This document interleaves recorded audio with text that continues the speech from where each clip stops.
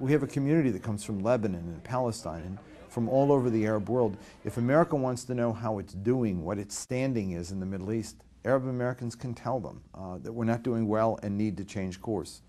We'll talk about the general issues that face all Americans, but we'll talk about them with a unique perspective and a heightened sensitivity that we have to those issues that I think make us a community worth watching in this election. I think that the success of this conference is having people from 20 different states gathering and talking with each other. The Arab American Institute is one of the best organizations I've ever had any association with, in terms of getting the people involved in the political process, teaching them what their rights and their responsibilities are as voters, as citizens in the United States. And it's nonpartisan. You don't have to be a Republican or a Democrat. You can be anything you want to be. But if you don't vote, you don't count. We're trying to teach them how to get involved in the political process. We have a lot to say. We have a lot to say about making America stronger, about making America better, about making America true to its values, about keeping America open, but at the same time making it secure. I did an event in Cleveland a couple years ago. It was a Get Out the Vote rally. A reporter came up to me and he said, "Do you do this because your people come from countries where people don't vote?"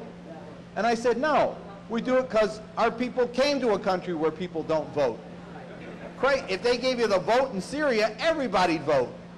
They gave you the vote in any Arab country in a free democratic election, everybody'd vote.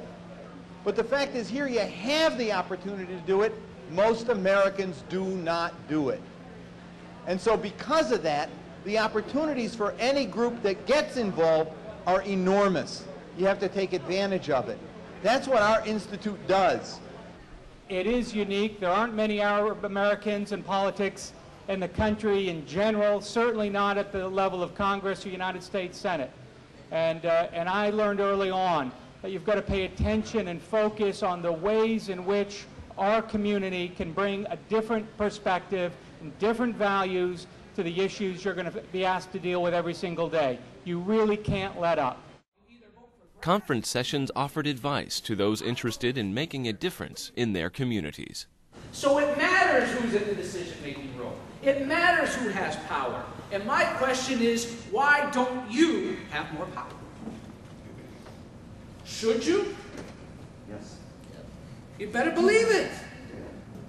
So what we're talking about is, what are the major things that need to get done? You need to recruit volunteers. You need to do some research.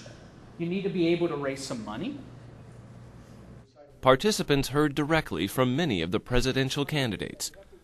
Democratic candidate Dennis Kucinich spoke at the conference, and Hillary Clinton, John Edwards, and Barack Obama addressed the conference via video messages. I think the Arab American candidates are one of the most exciting parts of our work. I mean, we really do encourage it. I feel as though I'm running as an American candidate. I am Arab American, first generation. My family did start immigrating here about 100 years ago. But it is important to keep that focus, that we are Americans, to focus on issues in an objective manner that help all of America. What I think will be amazing is that Arab Americans will walk away from this weekend with context they didn't have before, ideas they didn't have before, skills that they didn't have before. So I think that the candidates are nice. But with all due respect, this is really a success for the community.